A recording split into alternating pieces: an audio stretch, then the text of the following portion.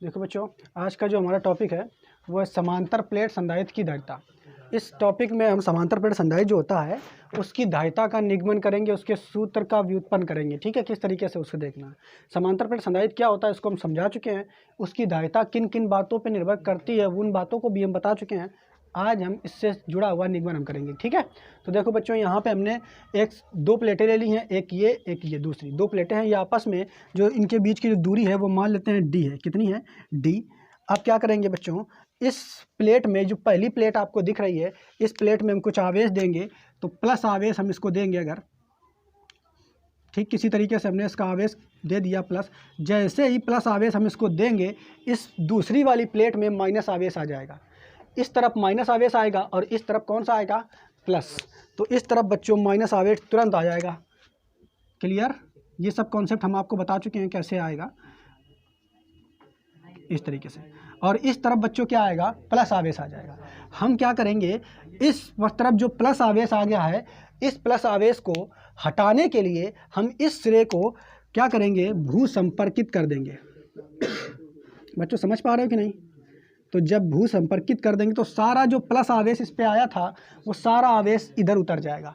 अर्थात हम ये देख लेंगे बच्चों कि यहाँ पे कोई आवेश नहीं रह जाएगा। और इस तरीके से ये एक संधारित्र बन गया है जिसकी दो प्लेटें, एक ये प्लेट है और एक ये प्लेट है। एक बात और बता देते हैं हम आपको कि मान लिया जो इस पे आवेश हमने दिया है, प्लस का आवेश दिया है, वो टोटल आवेश मान लेते हैं प्लस का क्यू है। कितना है बच्चों? प्लस का क्यू। और जो इस पे प्रेरण के द्वारा आवेश उत्पन्न हुआ है, भाई प्रेरण के द्वारा उत्पन्न हुआ है कि नहीं, तो इस पे जो प्रेरण के द्वारा आवेश उत्पन्न हुआ है वो माइनस का क्यू है। टोटल कितना? माइनस का क्यू। इस पे प्लस का क्यू है बच्चों पहले वाले पे, और दूसरे वाले पे माइनस का क्यू है। क्लियर? एक चीज़ और हम बता दें आपको, मान लेते हैं जो ये प्लेटें हैं, ये जो प्लेटें आपको दिख रही हैं, तो मान लेते हैं इन प्लेटों का जो क्षेत्रफल है वो ए है। कितना है? ए। तो माना, लिख लेंगे, माना प्लेटों का क्षेत्रफल बराबर ए है। कितना है? ए। ठीक। इसके अलावा इसमें आवेश हमने कितना दिया है, तो इस पर प्लस क्यू दिया था, तो इस पर माइनस क्यू अपने आप आ गया है। इसके बाद हम एक चीज़ और आपको बता देते हैं कि ये जो दोनों प्लेटें हैं, इसमें आवेश का पृष्ठ घनत्व जो है वो सिग्मा होता है। कितना होता है? तो एक बात और मान लेते हैं, माना प्लेटों पर आवेश का पृष्ठ घनत्व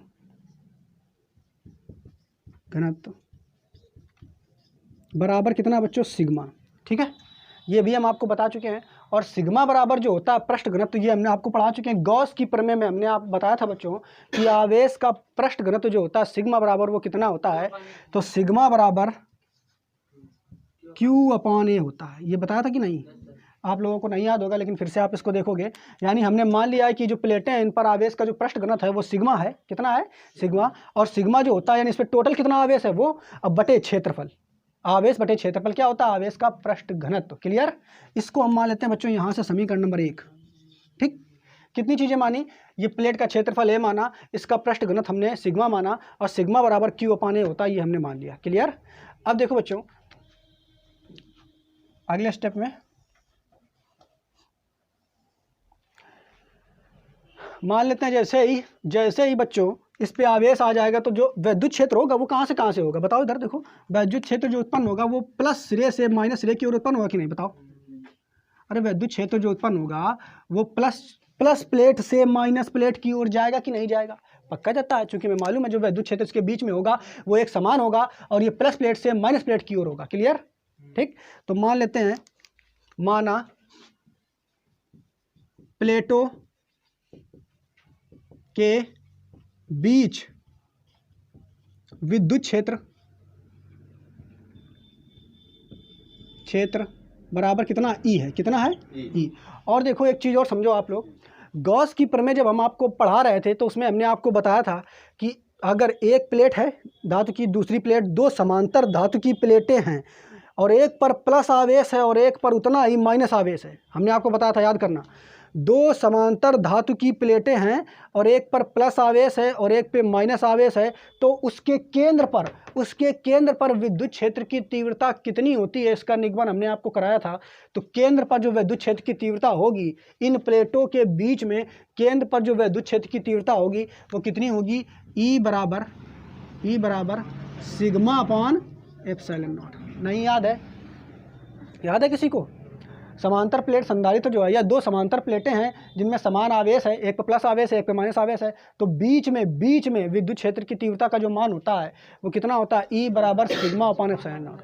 जहाँ सिग्मा कहाँ क्या है बच्चों, तो आवेश का पृष्ठ घनत्व है। ये सिग्मा क्या है, आवेश का पृष्ठ घनत्व, और एप्सिलॉन नॉट क्या है, तो निर्वात की विद्युतशीलता। क्लियर?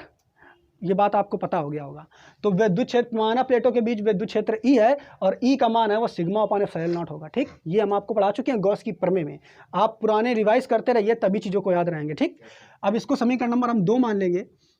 अब अगर इसको समीकरण हमने 2 मान लिया तो क्या करेंगे, देखो सिग्मा यहाँ आपको दिख रहा है कि नहीं, सिग्मा दिख रहा है। समीकरण 1 से सिग्मा का मान समीकरण 2 में रख देंगे। लिखोगे समीकरण 1 से सिग्मा का मान समीकरण 2 में, अब इसको समीकरण 2 में हमें रखना है।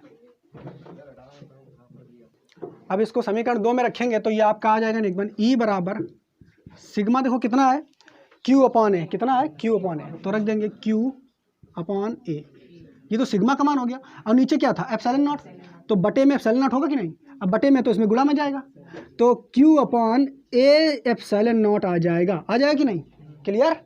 ठीक, ये तुम्हारा जो मान आ गया है क्या, विद्युत क्षेत्र जो है कितना होगा, ई बराबर sigma upon a epsilon not. एक चीज़ और हम मान लेते हैं कि जो बीच में आप देख रहे हो खाली जगह है, हम ये मान लेते हैं कि जो बीच में खाली जगह है इसके बीच एक कोई माध्यम है। समझ पा रहे हो कि नहीं? वो माध्यम आपका वायु हो सकती है, माध्यम आपका जल हो सकता है, कोई धातु हो सकती है, कुछ भी हो सकता है। तो हम मान लेते हैं बीच में कुछ माध्यम भरा हुआ है और उस माध्यम का, ठीक है, परावैद्युतांक के है, हम ये मान लेते हैं। ठीक, तो मान लेते हैं, माना प्लेटों के बीच माध्यम है जिसका परावैद्युतांक के है, जिसका परावैद्युतांक के है बच्चों, जिसका परावैद्युतांक के है। अगर परावैद्युतांक के है तब विद्युत क्षेत्र की तीव्रता क्या होगी वो लिख लेंगे। ठीक, तब विद्युत क्षेत्र की तीव्रता,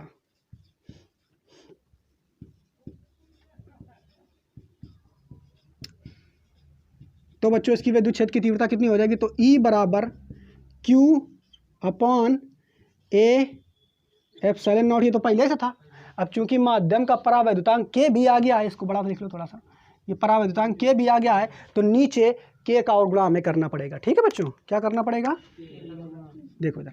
तो यहाँ तक आप समझ पाए कि जो यहाँ पे बीच में जो ये ई आपको दिख रहा है विद्युत क्षेत्र, इस विद्युत क्षेत्र का मान कितना है, ई बराबर क्यू अपॉन के ए एप्सिलॉन नॉट। ठीक, अब ये हम निकाल चुके हैं कि इसके बीच में विद्युत क्षेत्र का मान कितना है। ठीक है, विद्युत क्षेत्र का मान कितना है, ई बराबर क्यू अपॉन के ए एप्सिलॉन नॉट। इसको समीकरण नंबर आप मान लो 3। कितना मान लेंगे, 3। क्लियर?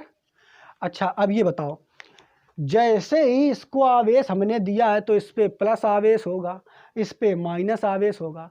तो जब एक खूंटी पे प्लस आवेश, एक खूंटी पे माइनस आवेश, तो दो बिंदुओं के बीच विभव उत्पन्न होगा कि नहीं होगा, होगा। तो मानेंगे इन दोनों बिंदुओं के बीच जो विभव है वो v है। क्या मानेंगे, दोनों बिंदुओं के बीच विभव है वो कितना है, v। तो मान लिया, ये भी लिख लेते हैं, माना प्लेटों के बीच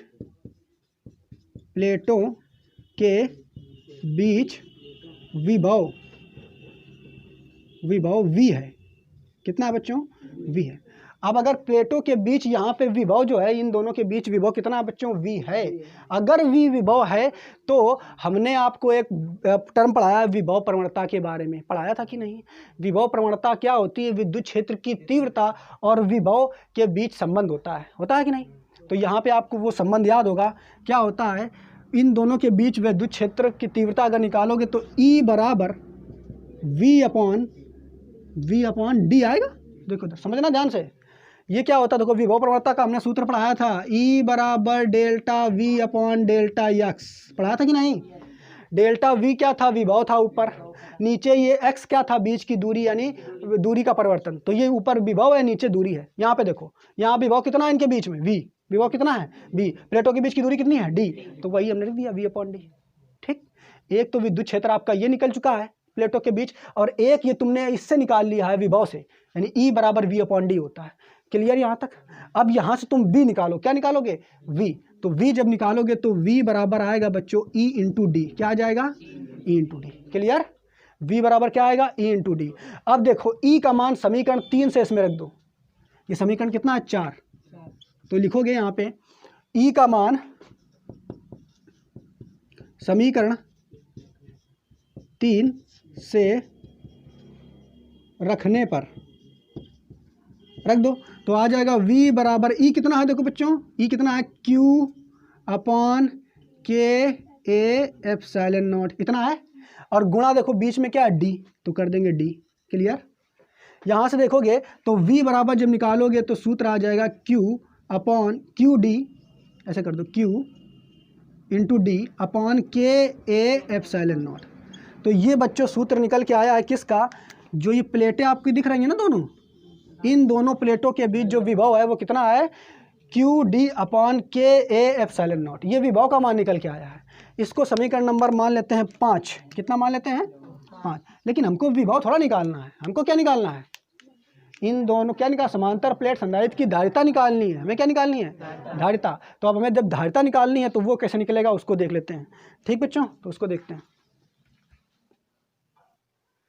अब हमने यहाँ पे मान लिया है कि हमें चूंकि संधारित्र की धारिता चाहिए, तो मान लिया संधारित्र की धारिता कितनी है, C, कितनी है C। अब धारिता का सूत्र सभी को याद होगा, C बराबर Q अपॉन V, होता है कि नहीं, होता है ना। तो अब हमें यही C तो निकालना है, तो अब हम क्या करेंगे, जो V है V हम निकाल चुके हैं, देखो इधर समीकरण 5 में, अब V का मान उठा के बस उसमें रख देंगे। ठीक, तो लिखेंगे समीकरण 5 से V का मान रखने पर, अब रखेंगे तो C बराबर यह आ जाएगा Q बटे में, देखो V का मान कितना है, Q डी बटे, देखो कितना है Q डी बटे के ए एप्सिलॉन नॉट। अब देखो यहाँ से ये वाला जो मान है ऊपर जाएगा, Q से Q कट जाएगा, ये मान जाएगा ऊपर, तो हो जाएगा के ए एप्सिलॉन नॉट और बटे में आ जाएगा D। तो C का मान जो निकल के आएगा कितना आएगा, के ए एप्सिलॉन नॉट अपॉन में D।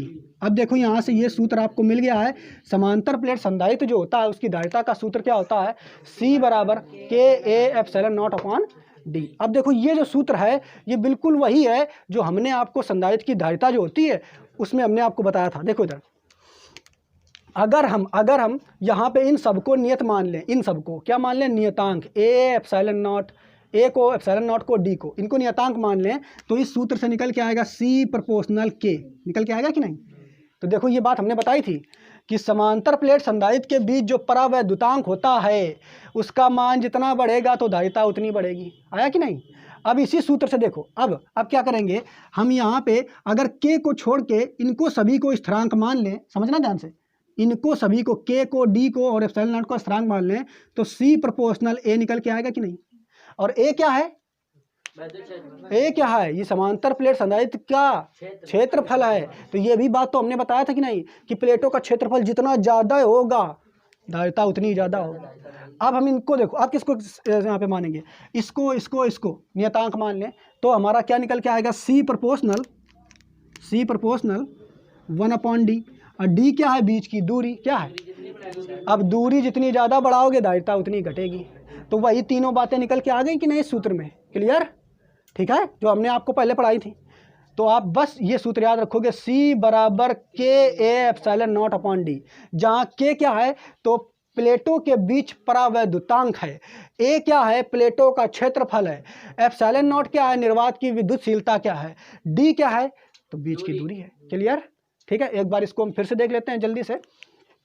सबसे पहले हमने क्या किया है, ये समांतर प्लेट संधारित्र है, मान लिया इन समांतर प्लेट संधारित्र की प्लेटों का क्षेत्रफल कितना a है, बीच की दूरी d है, इसको हम प्लस q आवेश दिए हैं, इसको माइनस q आवेश दिए हैं। ठीक, यहाँ तक समझ पाए। और क्या मान लिया इन दोनों प्लेटें हैं, इसका पृष्ठ घनत्व जो है, पृष्ठ घनत्व वो कितना है, सिग्मा है। कितना बच्चों, सिग्मा। तो सिग्मा बराबर पृष्ठ घनत्व आप जानते हो Q/A होता है, इसको हमने गॉस की प्रमेय में हमने पढ़ा दिया है।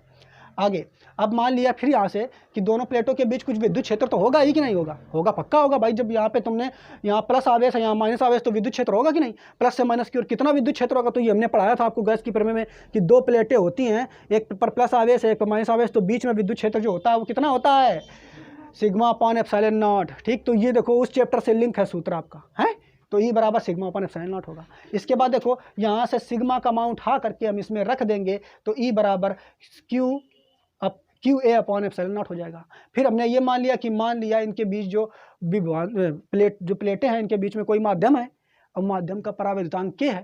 ठीक, तो K रखेंगे तो यहाँ पे बस K का गुणा हो जाएगा, तो विद्युत क्षेत्र का सूत्र निकल आएगा, E बराबर Q/A/K/ε0। ठीक, तो ये तुम्हारा E का मान निकल आया। अब अच्छा, E का मान निकल आया, अब हमें क्या चाहिए, अब हमें चाहिए V, विभव, क्योंकि भाई हमें धारिता निकालनी है, धारिता में विभव तो आता ही है, तो भैया हमें विभव निकालना है। तो जब विभव निकालेंगे तो जब आवेश दिया तो मान लिया इसमें विभव V है, कितना है, V, विभव V है। और एक चीज़ हमने पढ़ा था कि विद्युत क्षेत्र E तथा V में एक संबंध होता है, क्या होता है, E बराबर V/D होता है कि नहीं, बिल्कुल यहाँ से आप जान लो, E बराबर V/D होता है।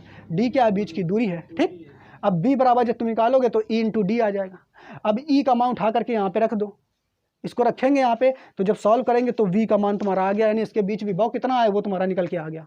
ठीक, कितना विभव है, QD/K/A/ε0। ठीक, ये तुम्हारा V का मान आ गया। अब बस, अब हमें चाहिए क्या, इसकी धारिता चाहिए, क्या चाहिए, धारिता। और धारिता का सूत्र हमें मालूम है, C बराबर Q/V, C बराबर Q/V। तो बस अब V का मान उठा करके यहाँ पे रख देंगे, V का मान उठाया और रखा, काट पीट दिया, तो C बराबर Ka/ε0/D कितना आ जाएगा, C बराबर Ka/ε0/D। तो यही तुम्हारा धारिता का सूत्र है। ये निगमन आपका 2 या 3 नंबर में आ जाता है। ठीक है बच्चों, नोट करो।